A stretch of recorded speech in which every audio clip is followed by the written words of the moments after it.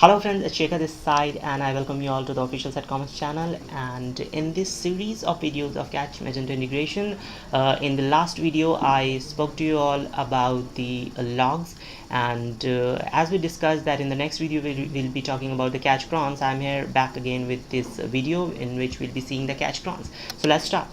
So friends, this is your Magento admin panel where you can see the catch on the top navigation bar, and you need to put your cursor on it, and in the developer section you can see the catch crons, which you need to click at in order to see the catch crons.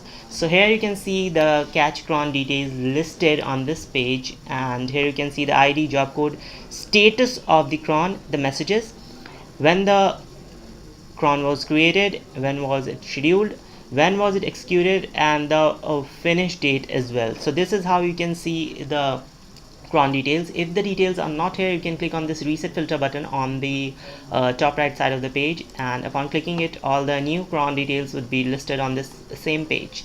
And from here you can see all the details like status, message, created, scheduled, executed, and finished at information about the cron that is running. And this is how you see all the cron details while doing the Catch Magento integration or while selling on Catch Marketplace from your Magento store. And I hope you like this video, and this video will prove to be helpful for you. And I'll be back again with a new video in this series of Catch Magento 1 integration. Till then, bye bye, see you, take care. It is me, Shekhar, signing off.